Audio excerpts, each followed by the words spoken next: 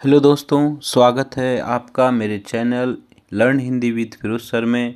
अभी मैं व्याकरण सीरीज पढ़ा रहा हूं और इसके अंतर्गत आज का जो टॉपिक है वो है क्रिया और उसके भेद। तो शुरुआत करते हैं क्रिया की परिभाषा से। जिस शब्द से किसी कार्य का करना, कार्य का होना या अवस्था का बोध हो उसे क्रिया कहते हैं। क्रिया मतलब काम, इस बात का थोड़ा ध्यान रखिएगा। क्रिया के उदाहरण: राम पढ़ता है, बच्चा दूध पी रहा है, सीता नाच रही है, फूल खिल गया। इसमें पढ़ता है, दूध पी रहा है, नाच रही है, खिल गया, ये सभी क्रिया है। अब धातु, मूल रूप। धातु का मतलब होता है मूल रूप। क्रिया का मूल रूप धातु कहलाता है। धातु से ही क्रिया बनती है। उदाहरण: खा से बना खाना, लिख से बना लिखना। अगला है क्रिया के भेद। क्रिया के भेद मुख्यतः दो आधारों पर होते हैं: कर्म के आधार पर, दूसरा है प्रयोग या रचना के आधार पर। कर्म के आधार पर भेद मूलतः देखिए, बच्चों को 6 to 8 में सकर्मक और अकर्मक पूछा जाता है, लेकिन तीसरा भेद द्विकर्मक भी है, यानी सकर्मक, अकर्मक और द्विकर्मक क्रिया। सकर्मक क्रिया परिभाषा है: जिस क्रिया का प्रभाव कर्म पर पड़ता है वह सकर्मक क्रिया कहलाती है। इसकी पहचान कैसे करना है? सवाल पूछेंगे, क्या, किसे। सकर्मक क्रिया के उदाहरण देखिए: राम किताब पढ़ता है, सीता आम खाती है। किताब और आम ये कर्म है, पढ़ता है और खाती है सकर्मक क्रिया के उदाहरण है। दूसरा है अकर्मक क्रिया परिभाषा: जिस क्रिया का कोई कर्म नहीं होता उसे अकर्मक क्रिया कहते हैं, यानी कि ऐसी क्रिया जिसमें कोई कर्म नहीं होता है। अकर्मक क्रिया का उदाहरण: बच्चा सो रहा है, पक्षी उड़ गया, फूल खिल गया। इसमें प्रश्न करेंगे, क्या, किसे। इसका अगर उत्तर नहीं मिलता है इसका मतलब है कि यह अकर्मक क्रिया है।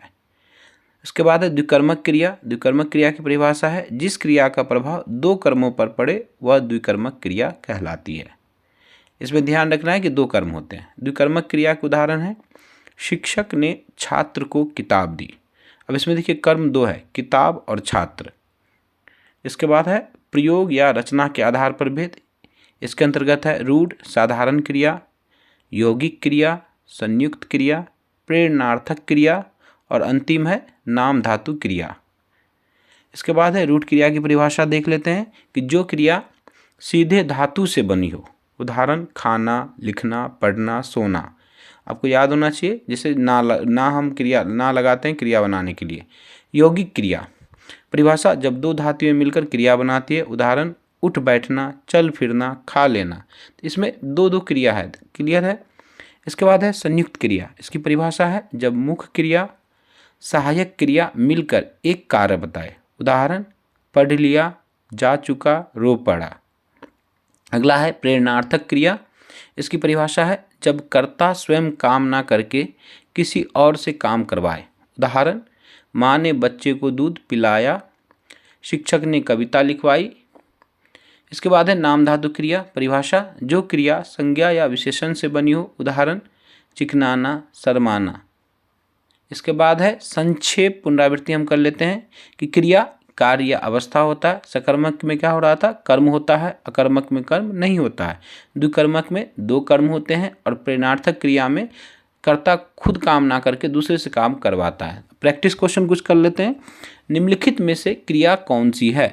ए सुंदर, बी किताब, सी पढ़ना और डी छात्र। जल्दी से इसका आंसर बताइए। तो राइट आंसर है सी, पढ़ना। नेक्स्ट क्वेश्चन लेते हैं। वाक्य में क्रिया पहचानिए। बच्चा मैदान में खेल रहा है। ए बच्चा, बी मैदान, सी खेल और डी खेल रहा है। तो इसका आंसर जल्दी से सोचिए। तो इसका करेक्ट आंसर है डी, खेल रहा है। नेक्स्ट क्वेश्चन लेते हैं। वाक्य राम दूध पी रहा है में क्रिया का भेद क्या है? क्रिया का भेद पहचानना है। ए अकर्मक, बी सकर्मक, सी द्विकर्मक और डी भाववाचक। तो आपको सोचना है कौन सा क्रिया है। तो आंसर इसका बी, सकर्मक क्रिया। तो कमेंट में आज का आंसर बताना है आप लोगों को कि कौन सा वाक्य अकर्मक है। ए राम किताब पढ़ता है, बी बच्चा सो रहा है और सी माँ खाना बनाती है। इसके लिए हिंट देता हूँ कि क्या और क्यों पूछेंगे।